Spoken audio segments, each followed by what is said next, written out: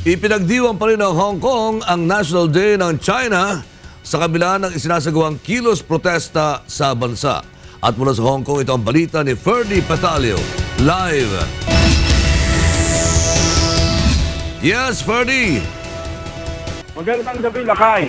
Lalo pa nadagdagan ang bilang ng mga democracy protester dito sa Gloucester Road, Hong Kong, kalinsabay sa pagdiriwang ng National Day ng China ngayong araw. Nitong umaga, ginublita pa rin ng Hong Kong ang National Day na isang public holiday sa lungsod. Pinangungunahan ni Hong Kong Chief Executive Leung Chun-ying ang flag ceremony na dinaluhan ng ilang dignitary. Sa kanyang speech, sa selebrasyon, sinabi ni Leung na bagamat naiintindihan niya ang mga nag-aaklas, dapat makontento na lang ang mga mamamayan sa Hong Kong. 不同人有不同嘅政改理想方案，可以理解，但有普選一定比冇普選好。500萬合資格選民投票選行政長官，一定比1200人選行政長官好。去票站投票一定比喺屋企中睇電視睇1200位選舉委員會委員投票好。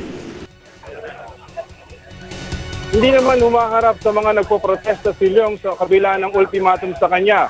Pinagbibitaw sa pwesto ng mga ralista si Leung. Samantala sa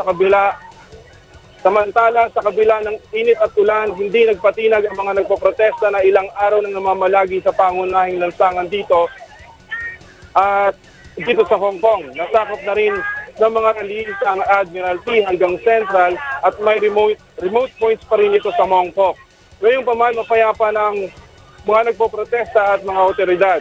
Paralisado pa rin ang ilang establishment at ang maging transportation dito bunsod ng isinasagawang kilos protesta.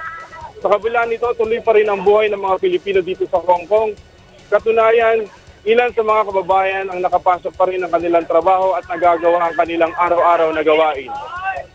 Taliwas sa mga nangyayari sa karahasan nitong weekend, mas kakaunti ngayon ang riot police sa lugar na pinagagawa ng kilos protesta, partikular dito sa Central Business District. Ngunit sa kabila nito, patuloy pa rin pinag-iingat ang Embahada ng Pilipinas, ang overseas Filipino workers na nagtatrabaho dito sa Hong Kong at payuhan na huwag makisali sa ginagawang kilos protesta sa bansa. At yan muna ang update mula dito tayo sa Hong Kong Gloucester Road. Balik sa inyo dyan sa studio. Ferdy! Yes, Lakay? Yes, gusto kong matanong, pagdating ba ng gabi ay kumukonti ang mga tao na nagkalat dyan sa Central Business District? According Lakay dito sa mga organizers at mga youth demonstrators, parami ang bilang ng mga demonstrators hanggang mamayang gabi. At bukas po ay holiday pa rin dito sa Hong Kong. Kaya inaasahan natin na dadami pa ang mga pro-democracy protester dito sa Central.